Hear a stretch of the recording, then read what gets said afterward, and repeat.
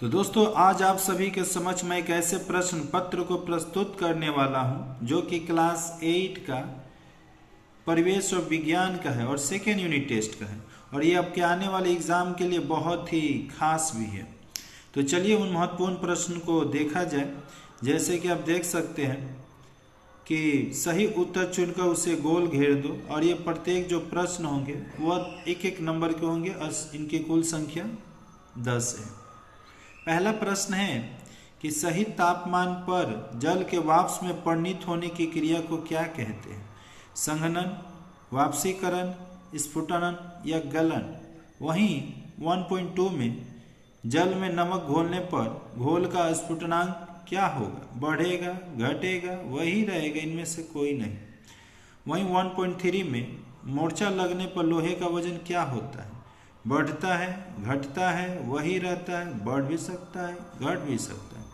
जैसे 1.4 में जाएंगे तो एक विजारक यानी एक पदार्थ है ऑक्सीजन, क्लोरीन, हाइड्रोक्लोरिक एसिड या मैग्नीशियम डाइऑक्साइड। जैसे 1.5 में जाएंगे तो इनका जलीय घोल त्वरित विश्लेष्य है चीनी का, यूरिया, सोडियम क्लोराइड या ग्लूकोज। 1.6 में लोहे के पाइप पर इस धातु का प्रलेप देना होगा। किसका? निकेल का, क्रोमियम का, जिंक का या चांदी का। 1.8 में प्रोटीन पर होता है धन आवेश, ऋण आवेश, कोई आवेश नहीं, धन और ऋण दोनों। वहीं 1.8 में देखिएगा कोलेरा रोग फैलता है ब्रिम्बियो कोलेरी जीवाणु से, एनाफिलीज मच्छर से, एडिस एजिप्टिस मच्छर से और डी नंबर चूहे से। वहीं 1.9 में कंदमूल प्रजाति की एक फसल है आलू, ईख, चाय और तुलसी। जैसे 1.10 में जाएंगे तो मटर इस प्रजाति की फसल है डंठल, रेशा, तेल का भी धारण करने वाला या दाल। जैसे आप नीचे की तरफ आइएगा तो यहाँ पर भी निम्न प्रश्नों के उत्तर कुछ शब्दों में देने हैं और यहाँ भी प्रत्येक प्रश्न एक एक नंबर के होंगे और प्रश्न की संख्या भी तो 10 ही होगी। शुद्ध जल किस तापमान पर जल में बदलता है? ठीक। और ठोस 2 नंबर 2.2 ठोस पदार्थों में ताप का संचालन किस विधि से होता है? 2.3 कार्बन के दहन से कार्बन डाइऑक्साइड का बनाना किस ऊर्जा द्वारा प्रभावित रासायनिक क्रिया है? वहीं 2.4 में किसी रासायनिक क्रिया के फलस्वरूप ताप का शोषण होना किस प्रकार का परिवर्तन है?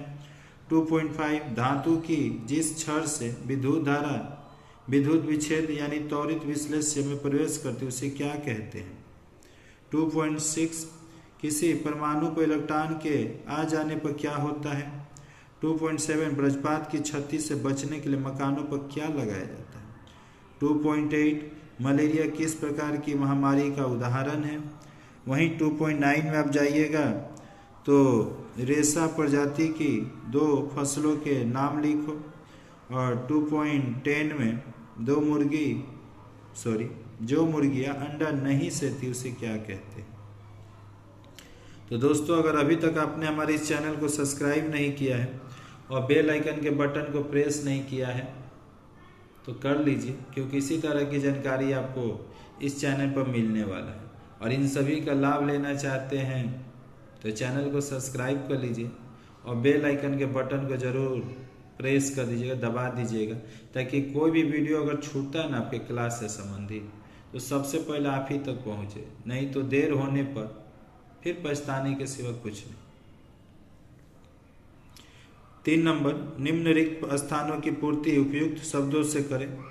बर्फ के पिघलने का गुप्त ताप होता है।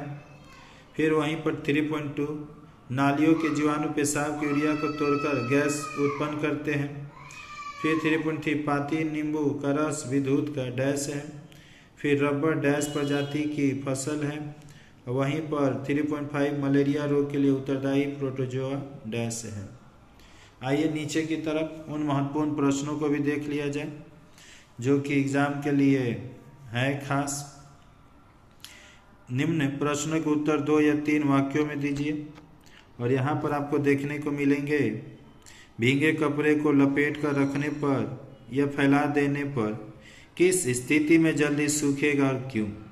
वहीं 4.2 में देखिएगा दो रासायनिक पदार्थों के नाम लिखो जो अनुघटक या कैटालिस्ट का कार्य करते हैं। वहीं 4.3 विद्युत अविच्छेद या नॉन इलेक्ट्रोलाइट किसे कहते हैं, या अथवा में दिया है विद्युत अविच्छेदों के 2 उदाहरण लिखो।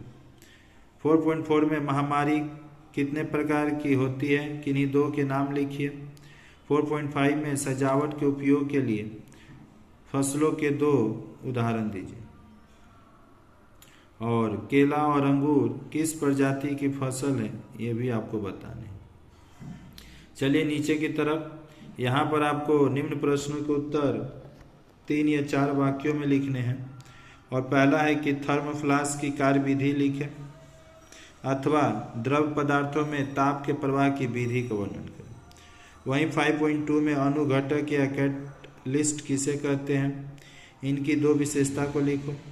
और अथवा में है ऑक्सीकरण विक्रिया की पहचान की 3 विधियों को लिखो। वहीं 5.3 में त्वरित द्वारा इलेक्ट्रोड किसे कहते हैं, यह कितने प्रकार के होते हैं, उनके नाम लिखो। चलिए आगे 5.4 में परिभाषा लिखो, धनात्मक आयन, ऋणात्मक आयन, अभिभव, पार्थक्य। और अथवा में है वज्रपात क्या है, घर पर रहने पर वज्रपात से बचने के लिए क्या करना चाहिए। वहीं 5.5 में मधुमक्खी पालन की आधुनिक कार्यविधि का वर्णन कीजिए। तो दोस्तों ये जानकारी आपको कैसा लगा अवश्य कमेंट बॉक्स करके कमेंट बतलाइएगा।